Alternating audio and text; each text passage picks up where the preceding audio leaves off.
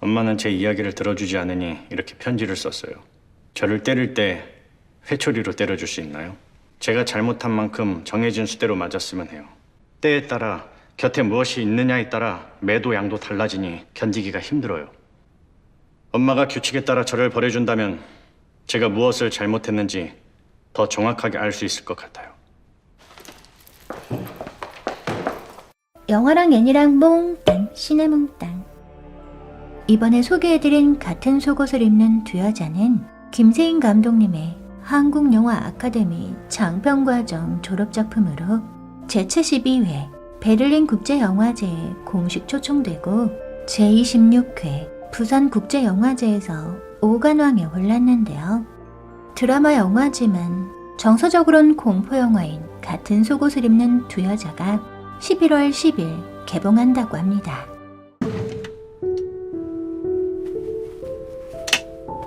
같은 속옷을 입는 두 여자는 감독님께서 트리트먼트 단계에서 지었던 제목이었는데요. 영화의 제목에 모녀라는 힌트가 없었으면 좋겠다는 생각에 두 여자란 말을 떠올렸죠. 그리고 감독님 본인이 엄마하고 속옷을 따로 입게 된 지가 그렇게 오래되지 않아서인지 갑자기 속옷 생각이 났는데요. 짠! 5종 세트 29만 원. 속옷 젊다 젊어. 아이고. 그런데 주변 친구들도 엄마하고 속옷을 같이 입는 경우가 많다는 걸 알게 됐죠. 하지만 부자지간은 속옷을 같이 입는 경우가 거의 없다는 사실을 알게 되자 모녀관계의 특수함을 설명하는 소재가 될 수 있지 않을까 하는 생각에 같은 속옷을 입는 두 여자란 제목을 생각하게 됐습니다.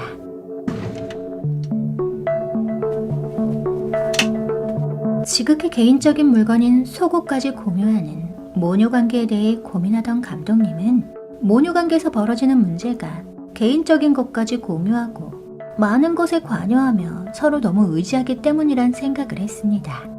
즉 같은 속옷을 입는다는 건 딸과 엄마가 육체적, 정신적으로 분리되지 못했음을 의미하는데요. 엄마의 뱃속에서 10달을 보내며 육체적으로 융합되어 있던 아기는 정신적으로도 엄마와 융합된 채 세상에 태어나죠.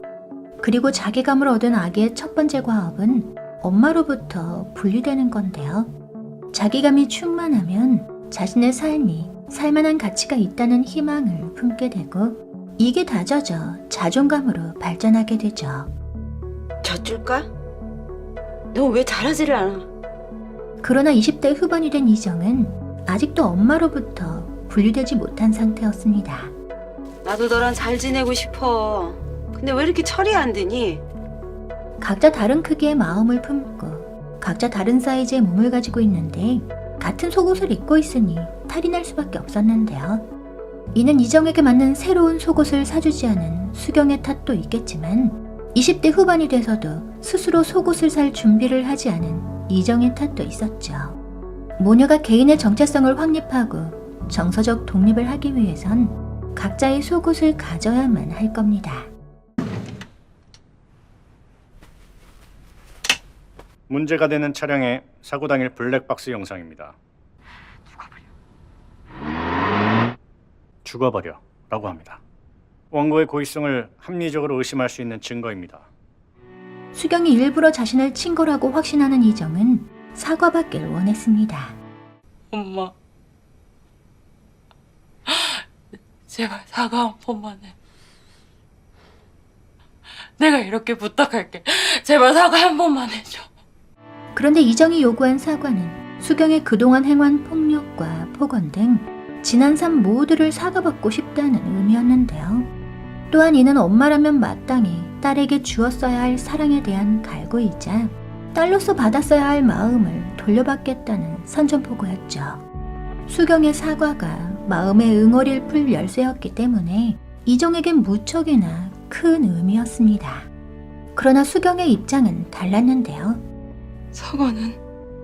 뭔 사과? 일부러 들이받은 게 아니라 급발진으로 인한 사고였기 때문에 사과할 이유가 없다고 생각했죠. 너 태어날 때 몇 킬로였는 줄 알아? 4.36이야 4.36. 그때 나 몇 킬로였는 줄 알아? 39kg. 니는 욕심이 너무 많아 원래부터. 저젠 또 얼마나 빨아들든지. 수경에게 이정은 39kg의 몸으로 감당해야만 했던 거대한 고통이었습니다. 근데 그건 좀 심했어. 그래. 저희 언니 불량 엄마야 불량. 불량 감자 알지? 감자는 맛있게라도 하지. 무슨 다른 줄 없이. 그러니까. 또한 엄마라는 이름으로 따라붙는 의무와 역할을 거부하고 싶었던 수경에겐 버거운 부담이었는데요. 나도 적당히 살고 싶었어. 그렇게 억척스럽게 살고 싶지 않았다. 살아내느라 바빴던 수경에겐 이정이 그토록 절실하게 바라는 사과와 사랑을 확인받고자 하는 외침이 마음에 와닿지 않았죠. 가게에 오는 다른 엄마들도 자식들 말 안 들으면 때리고 욕하고 다 그렇게 살아. 그땐 힘들어서 다들 그렇게 살았어. 어? 다들 잘만 지내는데 왜 너만 이렇게 유난이야? 사과든 사랑이든 관심이든 그딴 게 뭐가 중요하냐는 마음이었을 수 있습니다. 또는 우리네 엄마들이 그러하듯 이정이 들어오도록 열어둔 문, 염색약을 발라달라며 내민 빛 정도면 충분하지 나 뜨겁게 사과를 꼭 말로 해야 하냐고 생각했을지도 모르는데요. 게다가 딸보다 자기 자신을 더 사랑하는 수경은 이정이 갈구하는 사랑을 줄 이유도 마음도 없었죠.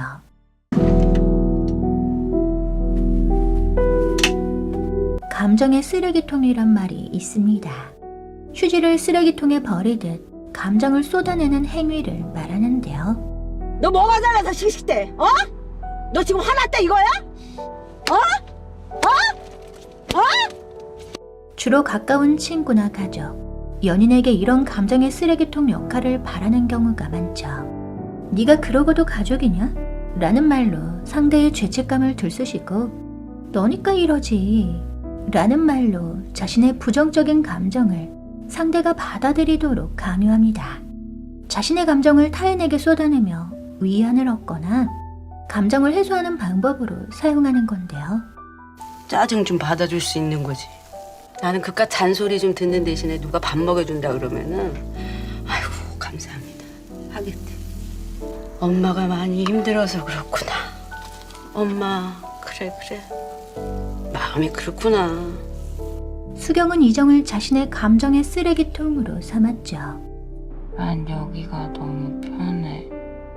여기가 진짜 집 같아. 그냥 다 이해받는 것 같아.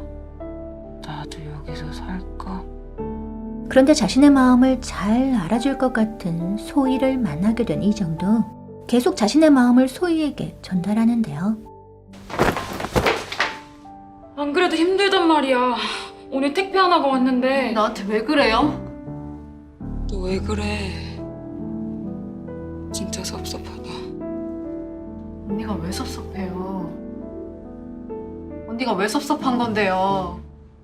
그러다 보니 어느 순간 소희를 감정의 쓰레기통으로 삼고 있었죠. 모녀는 그렇게 닮아 있었습니다.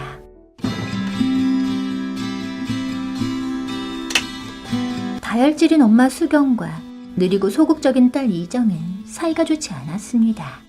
너무 다른 두 사람이 일으키는 불협화음은 내내 두 사람을 핥히어왔는데요. 엄마가 있는 집에서 아니 엄마가 없는 집에서도 그냥 엄마가 갑자기 나타나서 나를 때리고 죽일 것만 같았어. 수경은 딸에게 아무런 관심이 없었고 이정은 엄마에게 쌓인 게 많았죠. 닮았네 그 표정. 내가 그렇게 못생겼어? 닮았다고 하지 마. 기분 나쁘니까. 원만한 관계를 이루지 못해 불행했던 모녀는 외부에서 새로운 관계를 형성했습니다. 딸에겐 굳게 닫혀 있었던 마음의 문이 남자친구인 종열에겐 쉽게 열렸는데요. 수경은 여자로서 사랑받을 때 비로소 눈이 반짝거렸죠. 하지만 종열은 곧 그녀가 원하지 않는 관계를 강요했습니다. 엄마에게 애정을 받지 못해 외로워하던 이정은 소희에게 위로를 받자 과도하게 다가갔는데요.